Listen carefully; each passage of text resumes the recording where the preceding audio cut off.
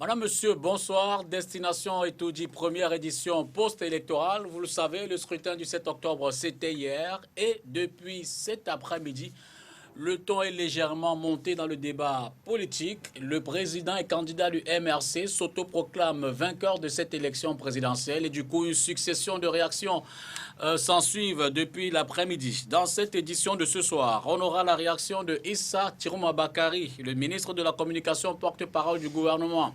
En ce moment, du côté de Yaoundé, on est en attente de la conférence de presse que va donner d'un moment à l'autre le secrétaire général du comité central du RDPC, Jean Kueté. Dès que ça commence, on va certainement avoir nos correspondants locaux de Yaoundé. On aura également la réaction de Olivier Bibou-Nissak, qui n'est nul autre que le porte-parole du MRC.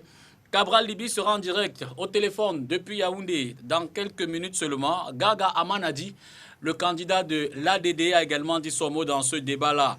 Et puis, n'oubliez pas, le ministre de la Communication, on l'aura en élément, ce sera une réaction. Mais sur le débat, autour de la table, Hilaire Zipan, il est du mouvement progressiste. Hervé Emmanuel Combe, du Rassemblement démocratique du peuple camerounais, membre du comité central. Kylian Newseva du SDF et enfin Ambroise Ulison Somba, enseignant de droit public. On fera certainement du droit ce soir. Bonsoir, Pitan Sossi, bonsoir. Good evening, Peter. Good evening, ladies and gentlemen. Is the bombshell of the night. The candidate of the Cameroon Renaissance Movement, Professor Maurice Kamto, declares himself winner of the October 7 presidential election at the time when the Constitutional Council is expected to declare the results 15 days from polling day. That was, of course, yesterday. That will be our main focus tonight. We shall be getting reactions to that bombshell from the Minister of Communication, Issa Chiroma Bakari, Jean Kueté, the Secretary General of the CPDM Central Committee, Olivier Bibou-Nissak, the spokesman of the Cameroon Renaissance Movement, not leaving out two presidential candidates, Cabral Libi of the Univers Political Party, as well as Gaga Haman Aji. But also in this newscast, but also in this program, rather, we shall be having the debate with four panelists, Hervé Emmanuel Combe of the Cameroon People's Democratic Movement, Hilaire Zipan of the Progressive Movement, Kylian Newseva of the SDF, as well as Dr. Louison Esomba, who is a university lecturer and law expert. Plantons dans le décor. Premier élément, la sortie de Maurice Kamto. Le candidat du MRC a donné une conférence de presse en début d'après-midi. C'était à Yaoundé. J'ai reçu mission de tirer le pénalty historique. Je l'ai tiré. Le but a été marqué. Je prends à témoin l'opinion nationale et internationale de l'événement historique qui a rendu possible dans notre pays une alternance démocratique. Camerounaises, Camerounais, vous faites notre fierté. Restez dans la joie. Nous sommes profondément attachés à la paix et n'avons cessé de le clamer depuis la création du mouvement pour la renaissance du Cameroun en 2012 et tout au long de la campagne électorale. J'ai reçu du peuple camerounais un mandat clair que j'entends défendre fermement jusqu'au bout.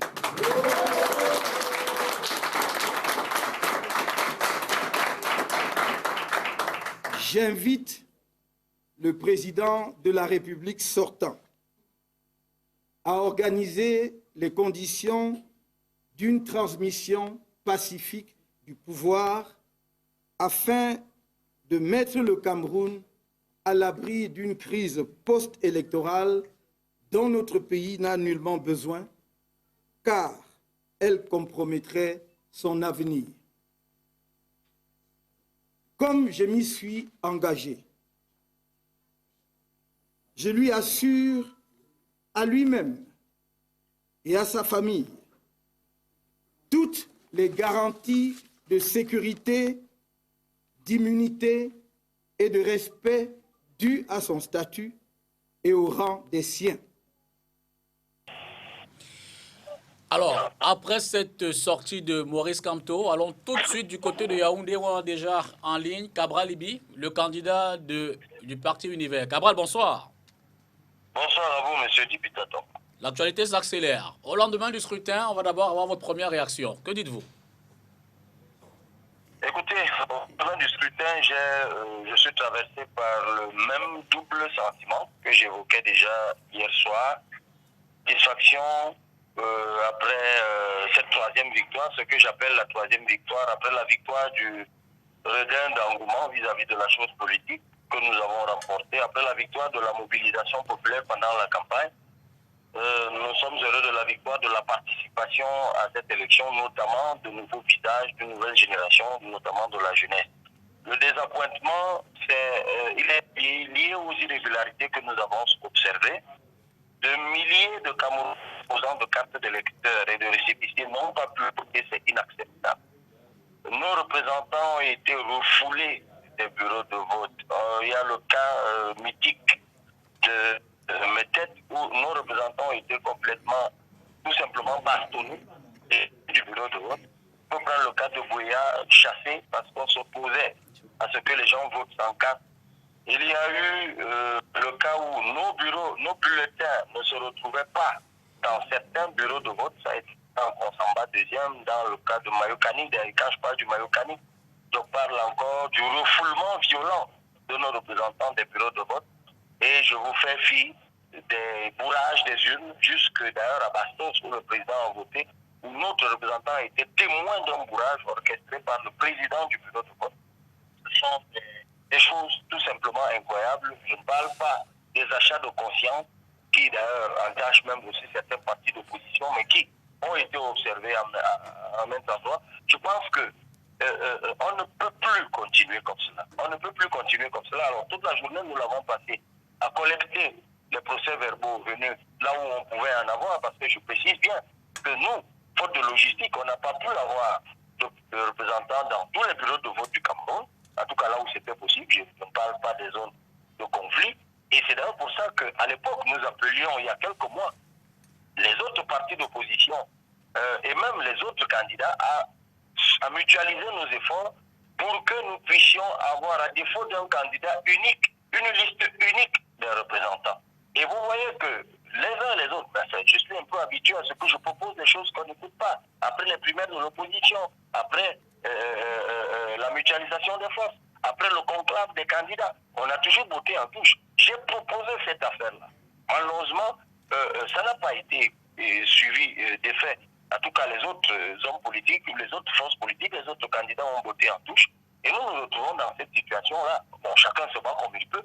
Donc, je recueille depuis hier les procès-verbaux venus de la base. Mes équipes font une recension de toutes ces irrégularités. Je vous annonce d'ailleurs que demain, je fais une déclaration à la presse. Donc, c'est une invitation que je vous adresse. Ce sera demain, autour de 18h à notre QG. Mais avant cela, nous aurons fait le point avec nos équipes juridiques pour le contentieux, puisque de toute façon, nous allons saisir les juridictions et demain, vous saurez exactement quel sera l'objet de notre demande. Donc, nous travaillons là-dessus. Donc, Cabral, à 7 heures, en ce moment, vous ne direz pas si oui ou non vous êtes déclaré élu. Vous relevez simplement les irrégularités. Vous franchirez pas le pas. Vous savez, pour déclarer qu'on est élu, il y a deux éléments qui comptent. Il y a les éléments de preuve sur lesquels une telle déclaration peut reposer. Mais il y a également, et là je parle des éléments matériels de preuve. Et en matière électorale, le principal élément matériel de preuve, c'est le procès verbal. Mais il y a également un autre élément qui lui est immatériel, c'est l'information.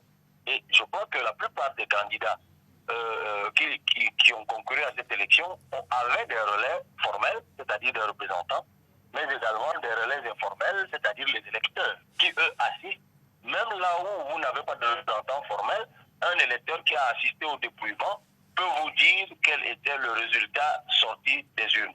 Sur la base de ces éléments, moi je peux vous dire aujourd'hui que je suis sorti vainqueur dans la partie septentrionale. Je peux vous le dire aujourd'hui, dans l'extrême nord, dans le nord, dans la Damawa.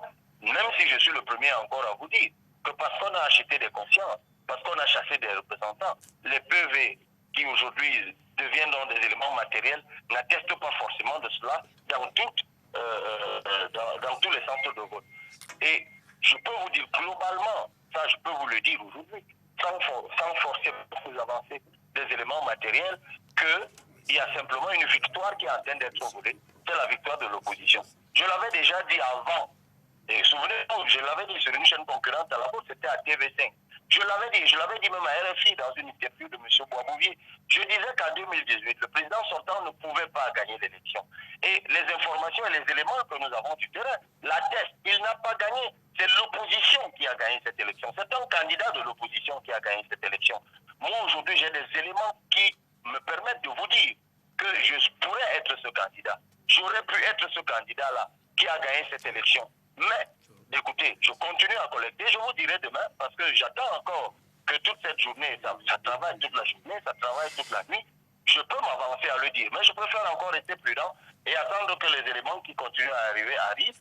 Je vous en dirai davantage demain lorsque je rencontrerai la presse. Mais voilà ce que je vous doutais, et c'est ce qui est en train d'arriver. Je préfère m'arrêter là pour le moment. Merci Cabral Libye. Évidemment que nous répondrons à votre invitation demain à 18h. Nous serons à travers nos équipes sur place pour avoir votre message. Merci, bonsoir et on vous est disponible. On vous aura certainement peut-être demain, si le temps vous le permet. Ok. Bonne soirée à vous et bonne continuation. Merci. Yeah, just after the self-proclaimed victory of Professor Maurice Kamto, the Minister of Communication and Government spokesman Issa Chiroma Bakari called the press to clarify the situation. Let's get a reaction of the Minister of Communication, Issa Chiroma Bakari. M. Kamto revienne donc à la raison, qu'il laisse le Conseil constitutionnel faire son travail. Au terme de ce travail, il sait très bien qu'en cas de recours, il existe des procédures et des process. Voilà donc ce que je voudrais dire à l'occasion de cette rencontre. Je vous remercie d'être venu à moi. Je voudrais également vous informer de ce que, à 19h30, peut-être à 20h, tous les partis politiques qui ont soutenu la candidature du président Biya se retrouveront dans l'hôtel Hilton pour vivre éternellement, mais surtout leur engagement de se tenir aux côtés de la nation, aux côtés du gouvernement, pour soutenir l'ordre établi, pour soutenir la marche légale et républicaine de notre nation. Monsieur le ministre, vraiment pour finir, quelle est la suite? Qu'est-ce que le gouvernement peut faire face aux déclarations aussi graves? Nous avons dit, dans le cadre donc de la conférence de presse et du point de presse que nous avons donné avec le ministre Angelti, le gouvernement dispose de tous les moyens légaux mis à sa disposition par la nation tout entière pour faire face à ce genre de situation. Je voudrais simplement que ce soit je voudrais simplement qu'il réalise que le gouvernement ne cède pas aux fantasmes et aux inéquilibrations. Le gouvernement a la responsabilité de gouverner. Les hommes d'affaires sont inquiets. Tout le monde est inquiet. C'est du fétichisme, c'est de la sorcellerie.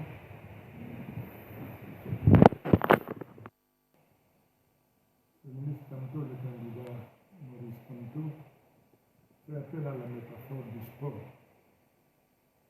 pour poser un acte d'une gravité extrême. Parce que par cet acte, non seulement il se met au travers de la loi, il annonce sa volonté de mettre le Cameroun en sens dessus. Oubliant que le Cameroun, c'est tout ce que nous avons, c'est tout ce que nous chérissons. La seule religion que nous avons en tant que Camerounais, c'est la paix dans ce pays. Je voudrais attirer votre attention sur un fait, et vous n'auriez pas dû être surpris par ce qu'il fait aujourd'hui. 3 jours avant l'organisation de l'élection présidentielle, M. Kamto, par son directeur de campagne, a annoncé qu'ils avaient la certitude qu'ils avaient gagné cette élection et qu'ils étaient prêts à défendre leur victoire, dit-il être pris du sang. Voilà, Issa Tirouma Bakari, porte-parole du gouvernement, a donné la position, évidemment, qui condamne la sortie de Maurice Kamto. La position du gouvernement, donc, ce soir, elle est connue. Que dit le comité central, du moins? Que dit le RDPC, parti qui a porté la candidature de Paul Biya? Le secrétaire général du comité central était donc, il faut le dire désormais ici, en déclaration, la fin de déclaration, était face à la presse à Yaoundé du côté de Hilton. Et tout de suite, on va rester à Yaoundé avec Mireille Siabzé, notre correspondante. Mireille, bonsoir. Bonsoir, Zépita Tongo. Il faudrait le dire, c'était un point de presse, comme l'a annoncé le secrétaire à la communication du RDPC, le professeur Jacques Famdongo. Il est ici à le territoire, il faut le dire, avec le secrétaire général du comité exécutif du RDPC, le vice-premier ministre Jean Kouité, qui conduit un panel de 9 personnes, parmi lesquelles le professeur Ndendi Mbi. On a également le ministre Grégoire Ona, on a Jean Kouité justement lui-même, on a également Yao Aïssatou, on a Jacques Famdon qui constitue également le panel. On a entre autres les partis de l'opposition qui se sont ralliés au RDPC. Mireille Siabzé, oui. On n'a plus suffisamment de temps. On va au message. Que dit-il, le SG? Alors, le SG est venu avec certains partis de l'opposition, dont Bapolipot et le FNLC, Jean de Diomomo, pour dire aux populations de ne pas se laisser emporter par les déclarations de Maurice Kamto, une déclaration faite ce jour à Yaoundé également. Donc il demande aux populations de ne pas se laisser berner par la violence et les propos enflammés du président du MRC. Donc il voudrait qu'il y ait l'apaisement au Cameroun, et cela ne passe pas par des propos aussi grotesques que ceux prononcés par Maurice Kamto, qui appelle en croire Jean Kouité à la rébellion. Il voudrait que le Cameroun connaisse une situation d'apaisement, et surtout il demande aux citoyens camerounais d'attendre les résultats des urnes qui seront officiellement proclamés par le Conseil constitutionnel d'ici le 22 octobre prochain. Donc voilà un tout petit peu en généralité le message que Jean Kouité est venu porter aux citoyens camerounais et notamment à la presse nationale et internationale. Merci Mireille, bonne continuation, à demain pour l'essentiel. That was our reporter Mireille Siabzé in Yaoundé giving us a rundown of the very brief press briefing from the Secretary General of the CPDM Central Committee, Jean Kouité. The message was direct and clear that Cameroonians should not heed to the call of Maurice Kamto in what Jean Kouité describes as inflammatory remarks from the Cameroon Renaissance movement flag bearer. He has called on Cameroonians to await the verdict from the Constitutional Council. That will be 15 days from yesterday in what is expected to come around the 22nd of this month. We shall be getting across to another presidential candidate, Gaga Haman Aji. If he is online, we shall be suivi à travers les médias, à travers les réseaux sociaux. Il y a des gens qui sont tellement pressés de devenir président de la République qu'ils constatent qu'ils ne peuvent peut-être pas.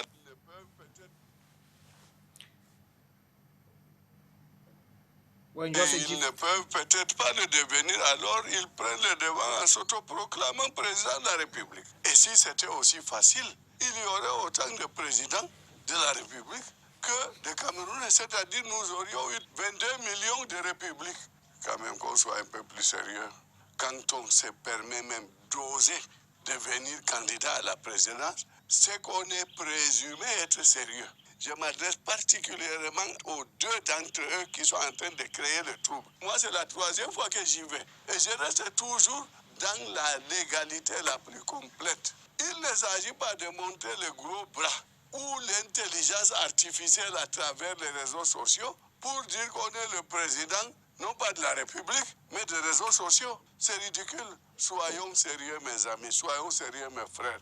Notre pays a besoin de la tranquillité et c'est la seule chose dont nous, que ce pays monte et monte encore davantage. Même le président Biya, je ne veux pas qu'il se autoproclame président avant les résultats proclamés par le Conseil constitutionnel. Même le président Biya, il est président jusqu'à la proclamation des résultats de manière officielle par l'organe chargé de le faire.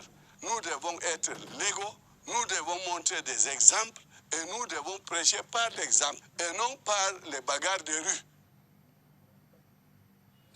Garga Amanadi, président et candidat de l'ADD, qui évidemment est intervenu tout à l'heure depuis Yaoundé. Évidemment, c'était un enregistrement, mais l'essentiel, c'est à retenir. Garga Aman condamne les sorties de Maurice Kamto et de Cabral Libye. Puis, attention, on va essayer d'avoir Olivier Bibo Nissak depuis Yaoundé, le porte-parole du MRC. Pita. Exactly. Just as you heard there, it was the candidate Gaga Amanaji calling for calm and condemning the outing of Cabral Libya as well as Maurice Kamto as to what transpired in the October 7 presidential elections. He even called on the head of state not to declare himself winner if the Constitutional Council has not yet made known the official result. We shall be getting across to the spokesperson for the Cameroon Renaissance Movement, Olivier Bibo Nissak, to get his reaction following the declaration of victory by the candidate, Professor Maurice Kamto. If everything is okay, we shall get to him now. Oui, allô? Olivier, bonsoir. Oui, bonsoir mon cher député Tongor. Vous êtes le porte-parole du MRC. Bonsoir à toute l'équipe qui vous accompagne ainsi que tous les téléspectateurs. Vous avez certainement entendu le ministre de la Communication, Olivier. Je vous écoute. Essayez d'abord d'éteindre le poste de téléviseur qui est à côté de vous, parce que je m'entends à travers le téléphone, là, je m'entends. D'accord, donnez-moi juste quelques secondes. D'accord.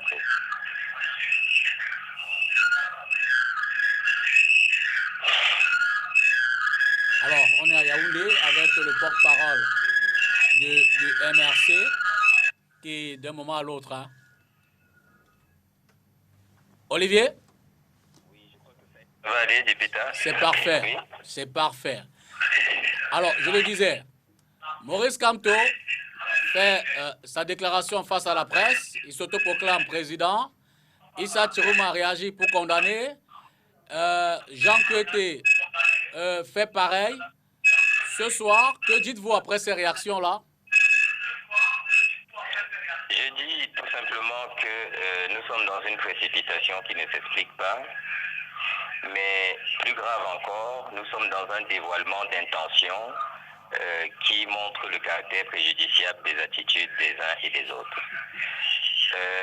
Maurice Kamto n'a pas autoproclamé ou même proclamé, ne s'est pas autoproclamé ou n'a pas proclamé des résultats.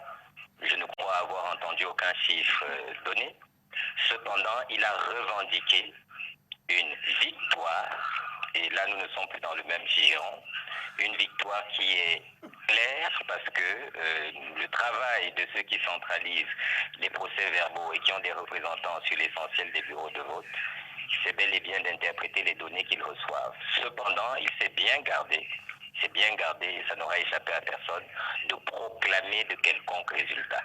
C'est une précaution ici qui a pour but que demain, les résultats du proclamé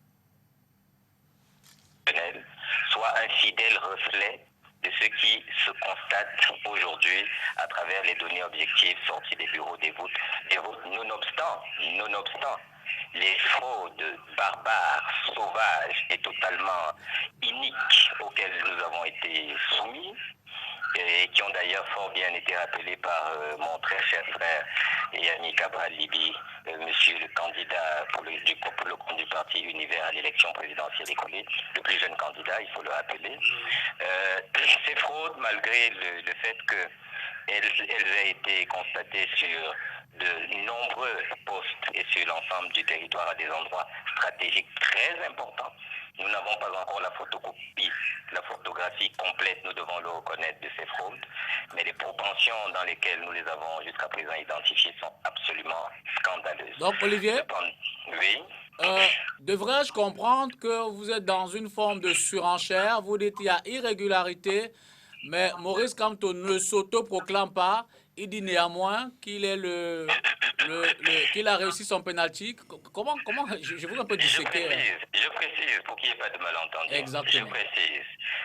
Les fraudes que nous avons identifiées et décelées en l'état n'ont pas une incidence sur la revendication assumée au courant de cette journée par M. Maurice Kamto. Cependant, il convient de les souligner. Maintenant, il y a un deuxième élément très important, c'est que nous sommes informés, et ça c'est très préoccupant, d'un scénario qui aurait été mis en place et qui vise justement à contrarier définitivement ce résultat qui, malgré les fraudes, est évident. Et donc c'est pour cela que cette précaution de M. Maurice Kamto a été prise, de revendiquer sans proclamer, et cela se dit, tout comme cela est cohérent et logique dans la manière d'être fait, de revendiquer sans proclamer les résultats, de revendiquer sa victoire, parce que demain, lorsqu'il y aura eu la mise en œuvre de ce scénario, si jamais nous ne parvenons pas à le contrarier, eh bien, les Camerounais seront pris à témoin parce que lorsque nous sortirons les éléments de preuve dont nous disposons, ils se souviendront que nous avons eu cette précaution par la voix de M. Maurice Kamto. Encore deux questions. Quel est ce scénario, pour être précis? Ce scénario repose très clairement sur des manipulations des chiffres, des manipulations des PV et des manipulations de l'essentiel des opérations qui ont tourné autour des opérations de vote durant ce scrutin qui s'est déroulé il y a quelques heures encore. C'est clairement ce scénario qui est en train d'être mis en branle. Il avait déjà été amorcé durant la phase électorale, mais visiblement, les acteurs de cette honteuse pratique n'ont pas tiré le bénéfice qu'ils avaient escompté. Et aujourd'hui, ils essaient de se rattraper en aval après avoir été en amont. Dernière question, conférence de presse couplée Minkom-Minat, c'était samedi avant le scrutin pour dire que la paix régnera, les mesures sont prises. Aujourd'hui, le ministre de la Communication, Issa Chiroma, sort pour dire que le professeur Maurice Kamto n'est pas dans la légalité et que le gouvernement, l'État, saura se défendre au cas où. Êtes-vous inquiet de ces propos? Nous sommes parfaitement à l'aise et croyez-moi, parce que la cause que nous défendons est noble, parce que le but que nous visons est digne et parce que les méthodes le sont tout autant. Nous ne sommes pas du tout inquiets. Celui qui est dans son droit n'a pas à être inquiet. Parce qu'une élection, ce n'est pas du vol à l'étalage, ce n'est pas du vol à la tire. Il s'agit d'une opération à travers laquelle des électeurs, le peuple électoral, désigne en toute souveraineté celui qui présidera aux destinées du pays. Olivier, et in fine, celui-là, oui. Peut-être pour définitivement terminer, jusqu'où pourriez-vous aller dans la revendication? Vous irez... vous allez suivre les lois légales, conseil constitutionnel et tout, réclamation selon ce que le code post-électoral prévoit, ou alors envisagez-vous d'autres moyens? Alors je vais vous répondre par une anecdote assez douloureuse. Nous avons le trésorier national du MRC qui s'est rendu à son bureau de vote le week-end dernier, et qui, rendu à son bureau de vote, a trouvé qu'un certain Thierry Okalaïbodé, c'est-à-dire lui-même, avait déjà voté un peu plus tôt dans la journée.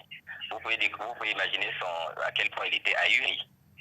Et lorsqu'il a protesté pour que son droit soit rétabli en dénonçant cette injustice, il a fini arrêté par les policiers qui l'ont accusé d'avoir commis un délit ou alors un crime grave, celui d'avoir dénoncé une fraude. Vous voyez, nous utiliserons tous les moyens légaux. D'une part, nous protesterons en utilisant les droits qui nous sont reconnus par la Constitution, et à cet égard, il n'est pas besoin de les énumérer ici, mais nous les utiliserons tous, nous n'hésiterons pas. Cependant, je répète bien, la violence qui est l'apanage jusqu'aujourd'hui de ceux qui sont connus, vous avez vu que les sorties que vous avez rappelées tout à l'heure et sur lesquelles je ne m'appesantirai pas, parce qu'à titre personnel, je n'ai pas une propension à être sensible à l'intimidation, surtout arbitraire, vous remarquerez bien d'où vient la violence verbale. Vous remarquerez bien d'où viennent les menaces. Olivier. Et cela se passe de tout commentaire. Merci pour votre éternelle disponibilité. Je vous remercie pour votre attention sur les élections qui se sont déroulées et ceux qui y ont participé tout autant. Merci. On espère vous avoir encore demain, parce que certainement que l'actualité va évoluer. Vous avez de façon prémonitoire dit éternelle disponibilité. Merci. Merci et bonsoir à Yaoundé. Bonsoir. Voilà, venons-en à ce débat. Finalement, qui va durer une demi-heure, hein, mais j'espère qu'on va aller à l'essentiel. Messieurs, d'abord réaction à chaud. Je vais peut-être commencer par le professeur de droit public que vous êtes. Oui, Dipita, je pense pour ma part que voilà une élection qui s'est déroulée selon les règles de l'art, c'est-à-dire selon les règles de la transparence, de la sincérité. Je dois déjà dire qu'il faille d'emblée remercier la structure en charge de l'organisation des élections, ELECAM, qui a quand même réussi le pari cette année de mettre à la disposition de tous les présidents de la commission locale des votes, j'en ai été un, tout le matériel possible et nécessaire pour justement accompagner le déroulement du vote. Mais je dois aussi remarquer qu'il y a beaucoup de choses à parfaire que cette institution doit pouvoir parfaire. Par exemple, dans les bureaux de vote, le bureau de vote dans lequel j'étais président de la commission, on s'est rendu compte que beaucoup des électeurs avaient leur carte, mais que leur nom ne figurait pas sur mon fichier, c'est-à-dire que sur le fichier qui leur permettait justement de venir apposer leur empreinte et de pouvoir facilement voter. Donc, voilà quelques insuffisances que nous avons constatées sur le terrain, mais sinon, globalement, le scrutin s'est déroulé selon les règles de l'art. Yeah, Kilian, your evaluation of yesterday's voting. My evaluation can only be from the perspective of Douala Katriem, where I participated, and then if I have to say anything, it would be from what I heard from people I consider to be respected candidates who were present in this election. But if I were to judge from where I voted, because I voted, I would tell you that there was transparency in counting. Anyhow, I won't tell you, from the moment I voted and went back and came back to my own polling station, I discovered that the counting was very transparent. It was even very Catholic, because at one point when they were asking people who went in, when they count and you are not satisfied, they do arithmetic, everybody was counting, you know. From that perspective, we can say that it was transparent. But you know that an electoral process is not the voting process. Au-delà de votre bureau de vote, le sentiment ce soir global du SDF, c'est la satisfaction. Que dit le SDF à cette heure-ci? Non, le SDF est un habitué des élections. Avant d'aller d'abord à une élection, et on va revenir sur des déclarations, on sait qu'il y a un problème de consensus sur les lois électorales qui n'est pas là.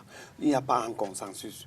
Et quand le SDF part à une élection, on sait que au niveau du Parlement, le SDF va lutter pour qu'on change les règles du jeu.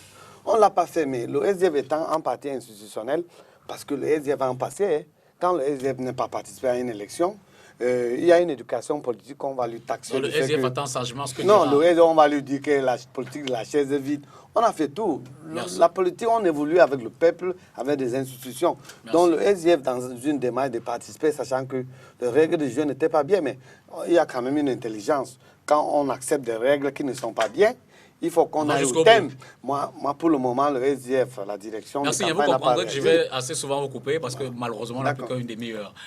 Toutes ces interventions, je ne les avais pas prévues, mais comme l'actualité nous a imposé cela, il faut qu'on essaie de gérer le temps. Hilaire Zipan, bonsoir. Bonsoir. Votre observation? Non, je peux dire que quand on prend globalement le processus, il y a beaucoup à redire. Je prends deux petits cas. Le premier, c'est l'affichage pour indiquer à l'électeur où il doit voter. L'affichage se fait tardivement. C'est vrai que la loi ne donne pas la contrainte à l'ELECAM de le faire.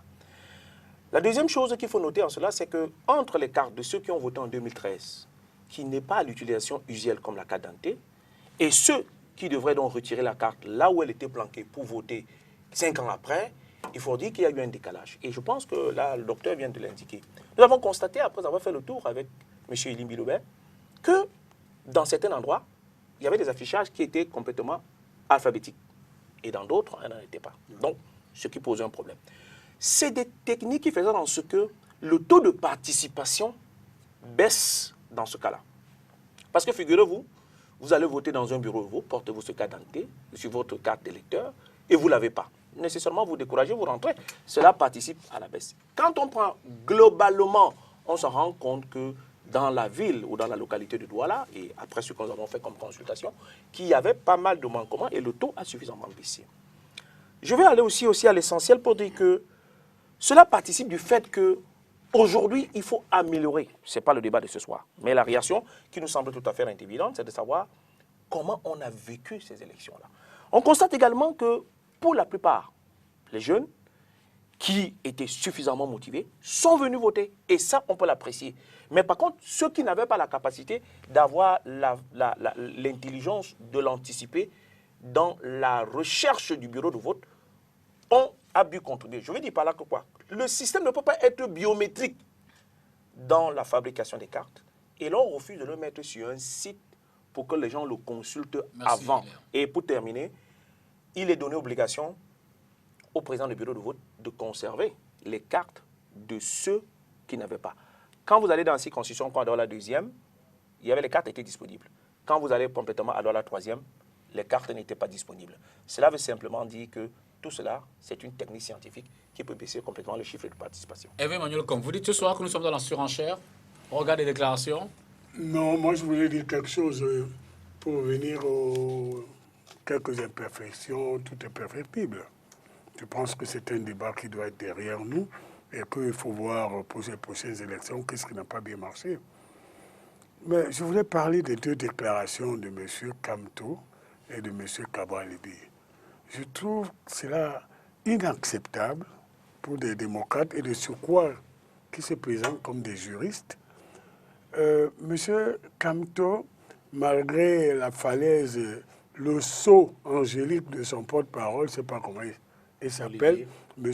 Nissak, il s'est autoproclamé président, c'est totalement inacceptable. Et il l'a fait dans des conditions qui sont même pas à la limite, on est en plein dans une violation de la loi et un trouble à l'ordre public.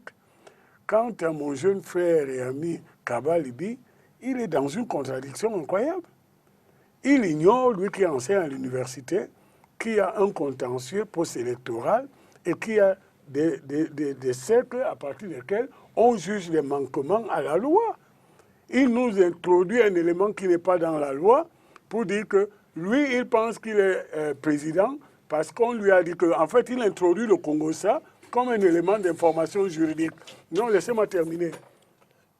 Je pense que la fébrilité de ces candidats démontre que les masques tombent et qu'ils n'étaient pas préparés à exercer la fonction présidentielle. Parce que dans les épreuves que vive notre pays actuellement, nous nous sommes tous réunis pour dire que malgré quelques imperfections ici et là, j'ai écouté les rapports de Transparency International aujourd'hui qui disaient que ces élections étaient exemplaires. Et ils sont allés jusqu'à Boya, à Limbe, pour constater que ça se passait dans les règles là. Bon, maintenant, ceux qui veulent être présidents sans respecter la loi, ils n'ont qu'à supprimer les élections. Et on n'acceptera pas cela. Nous sommes en démocratie. Je pense donc qu'il faut que les uns et les autres se calment, qu'ils baissent le ton. Ils n'ont pas le monopole de la violence. Et je pense que c'est une insulte à l'intelligence des milliers de Camerounais qui ont pensé que ces deux compatriotes pouvaient exercer la fonction présidentielle parce qu'aujourd'hui, ils doivent se poser les questions. All right, Doctor. We find these candidates, Cabral-Libby and Maurice Kamto, waste a number of issues which to them they believe. Il faut peut-être préciser. Hein. Yeah. Il faut peut-être préciser. On a tout fait pour avoir maître Roland Djivou, qui a souvent été le représentant de Maurice Kamto ici. Malheureusement, on ne l'a pas eu. Son téléphone sonnait sans cesse. Et on a également essayé d'avoir le représentant de Cabral-Libby, notamment Paul Didier Maconde, qui s'est engagé il est absent de la ville, mais il s'est engagé à nous proposer quelqu'un d'autre. Bon, malheureusement, ils ne sont pas sur le plateau. C'est pour quand même éviter cette disparité. Voilà. All right, I was just trying to ask, these two candidates have raised a series of complaints which they believe that did not go in their favor. Looking at the hitches that were observed in yesterday's elections, can their complaints be founded, in the eyes of the law? Il faut pouvoir indiquer deux choses. La première chose est tout simplement que nous faisons une analyse de ces différents leaders sous le prisme de leur personnalité politique. Et quand on le dit, ça veut dire tout simplement que, se couvrant de cet habit politique, on devient un peu aveuglé, un peu malhonnête. Parce qu'en réalité, le professeur Maurice Kamto sait plus que quiconque, en tant qu'un agrégé juriste de son État, fin procédurier, que lorsqu'il tire le pénalty, si je veux rester un peu dans son image, lorsqu'il tire le pénalty, quand il tire, quand il a tiré, ce n'est pas lui qui valide le pénalty. Il y a un arbitre qui valide le pénalty. Et l'arbitre qui valide le pénalty est donc celui-là qui est en charge du règlement, justement, de ce conflit qui est le Conseil constitutionnel. Évidemment, quand vous avez tiré le pénalty, si vous estimez que la balle a franchi le poteau et est entrée et ressortie, les voies de recours vous sont ouvertes pour pouvoir attaquer justement l'invalidation de ce pénalty par monsieur l'arbitre. Donc c'est pour dire quoi? C'est pour dire, dans le deuxième point, que le professeur Maurice Kamto fait là une sortie que j'estime précipitée. Et vous savez, c'est un effet boule de neige qui peut avoir une incidence fatale sur l'ordre public. D'ailleurs, le grand frère Emmanuel Combe l'a rappelé avec pertinence tout à l'heure. Donc moi, je dis tout simplement que les deux leaders, le professeur Maurice Kamto et Cabral Libye, me semblent être précoces dans leur sortie. Vous savez, le contexte sécuritaire est particulièrement sensible et fragile que de telles autoproclamations peuvent créer, une fois que les résultats seront officiellement rendus, peuvent créer un désordre social. Nous pensons tout simplement que le juge, le régulateur du jeu politique, qui est le Conseil constitutionnel, va donner les résultats. Et si les partis qui s'estiment lésés par ces résultats estiment que justement il y a irrégularité et qu'ils peuvent contester, la loi leur offre des voies de recours.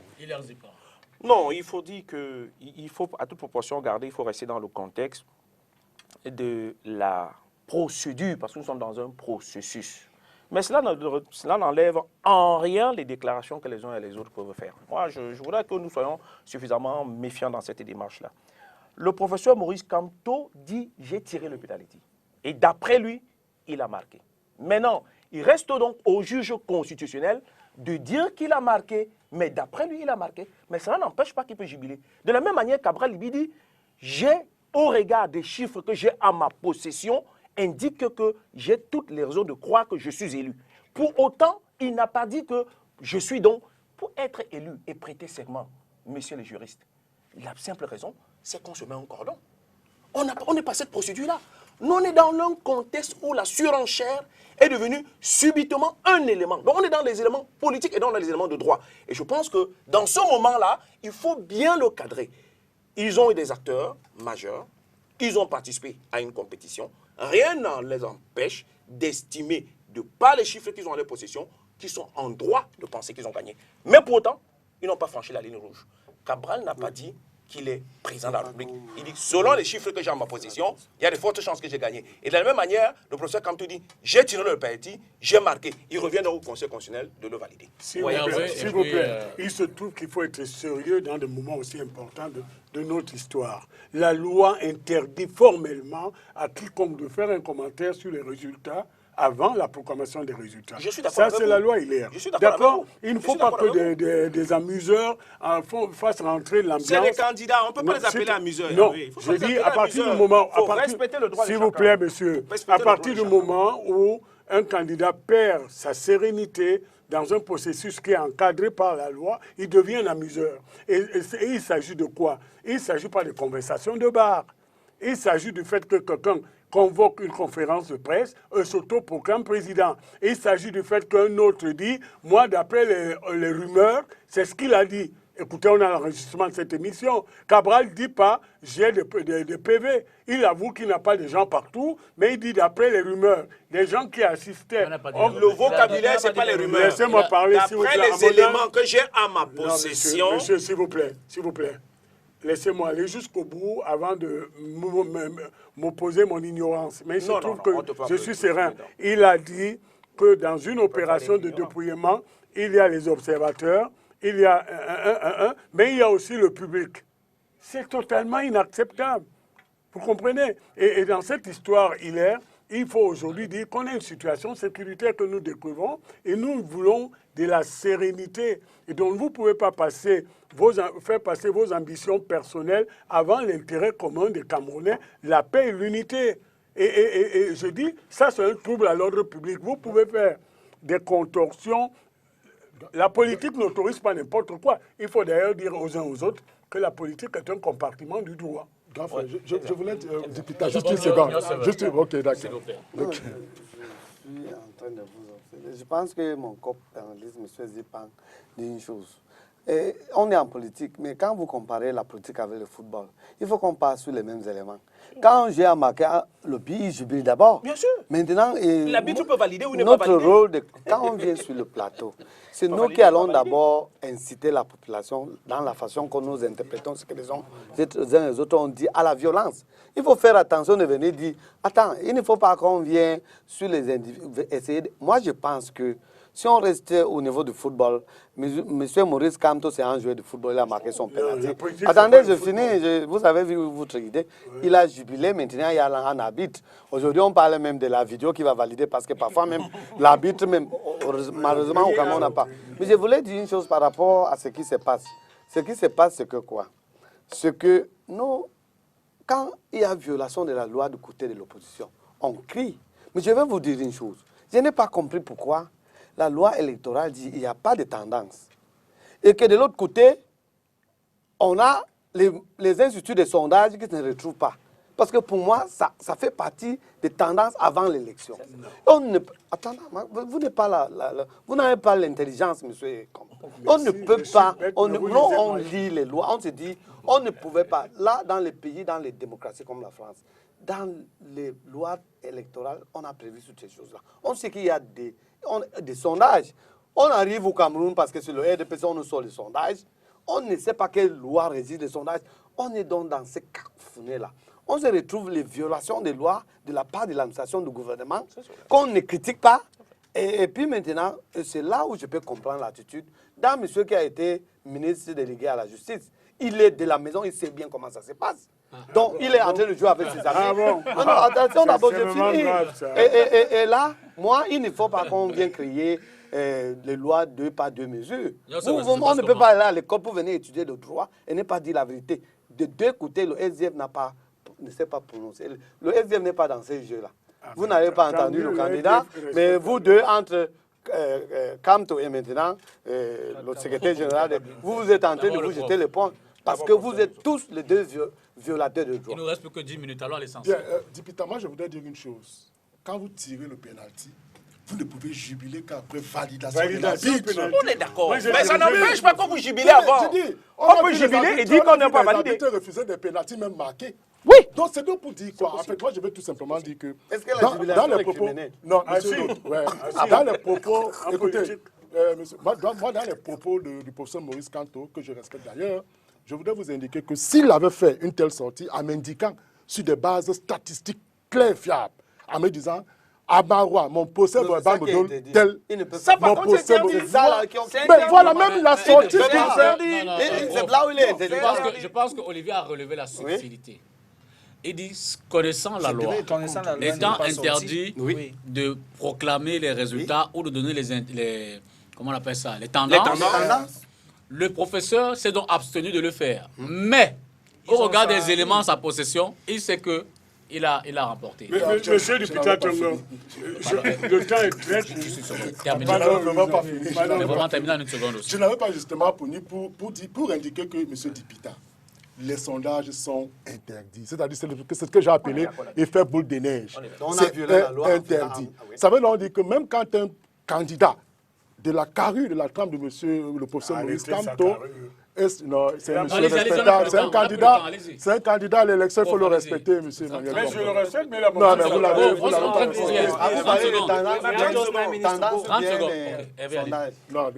Non, ce que je voulais dire, c'est-à-dire que vous avez une interprétation élastique de la loi. Et la loi, dans des moments aussi sensibles du rituel républicain, encadre certaines choses. Elle ne vous convient pas, vous la changerez quand vous serez majoritaire. Pour l'instant, la loi interdit formellement de donner des résultats en dehors des structures qui ont été indiquées par elles-mêmes. Je parle ça aussi au contrôle d'hier. Si la loi est comme ça, fixe et figée, c'est qu'il n'y a pas les avocats pour interpréter la loi. S'il vous plaît, si pour une fois, je pense que les résultats devraient vous imposer un peu de sérieux. Non, le problème est que la validation d'un but est encadrée par les lois du football. Mais moi, je pense que le sujet est très sérieux pour revenir au problème des stades de football. Ce qui s'est passé aujourd'hui, qui a commencé hier, c'est dans cette histoire, Maurice Kamto n'est pas le premier. il y a eu un candidat, et à savoir Cabral, j'espère qu'il va dire que ce n'est pas exact, qui a diffusé un message hier demandant aux gens de descendre dans la rue. C'est totalement inacceptable. C'est totalement... J'ai l'enregistrement de ce message. C'est totalement inacceptable. Aujourd'hui, Maurice Kamto, parce qu'ils font le concours de la surenchère, se dit que peut-être ce Cabral peut réussir. Et lui, il dit, il va plus loin. Il se permet de dire que lui, président de la République qui s'est autoproclamé, il va donner l'immunité à l'ancien président Paul Biya, sa famille et tout. Mais enfin, quelle arrogance, quelle arrogance. Donc moi, je vais vous dire une chose. Nous avons un peuple intelligent. Nous avons passé une élection, c'est dans la campagne qui parfois avait la violence dans les débats, mais nous devons nous inscrire aujourd'hui pour rester ensemble et faire que personne ne gâche. Et les mauvais joueurs sont toujours ceux qui violent les lois d'une compétition. Il faut néanmoins relever que Cabral n'a pas demandé de descendre à la rue. Exact. Je lis sa chute sur sa page. Qu'est-ce qu'il a dit? Cabral Libi, officiel, je lis la chute. Ou alors je lis... Non, moi j'ai l'enregistrement. Merci à tous mes compatriotes qui ont accordé leur préférence dans l'urne. Il n'y a pas de doute, je suis l'élu des cœurs et du peuple camerounais. Et reste, comme je l'avais dit, à le prouver. Merci à tous ceux qui ont consenti d'indicibles sacrifices pour cette exaltante œuvre de ravivement politique au Cameroun. Les irrégularités auront été manifestes, ignobles, refoulements et valides, ici de certaines. Nous rejetons d'ores et déjà les résultats issus de ces bureaux de vote. Nous recevons les PV et nous publierons nos résultats dans les heures qui suivent. Restons mobilisés, le combat continue. Non, c'est pas alors, mot de la fin. Je voudrais dire deux petites choses. Mot de la fin. Permettez. Non. Permettez. Tant qu'il n'a pas été, préécouté, on ne va pas le diffuser comme ça. Deux choses. La première, c'est qu'il faut dire ici, pour le regretter, que dans la première mouture de la loi qui organisait ELECAM, à son article 12, c'était très précis. On permettait à l'institution de donner les tendances. Si vous prenez la première mouture, elle donnait les tendances. Pourquoi? Parce que les législateurs avaient constaté que cela permet d'apaiser.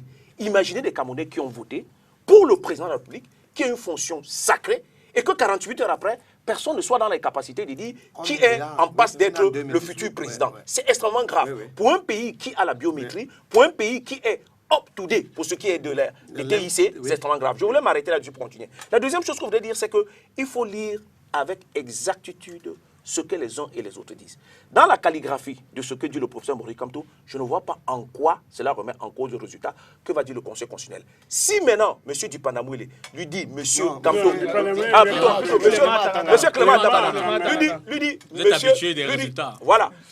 M. Kamto, vous n'êtes pas élu, à ce moment-là, lui est opposable, bien entendu. Maintenant, Cabral le dit, il a dit les élus du cœur. Il est encore dans l'estimation pour laisser mobiliser, bien entendu, les électeurs. Donc je voudrais conclure sur ce point-là pour dire que tout le monde est d'accord. La périodicité pour la requête, pour l'introduction des requêtes, c'est au plus tard mercredi. C'est à ce conseil-là qu'on va constater. Et Cabral a dit, il sera donc.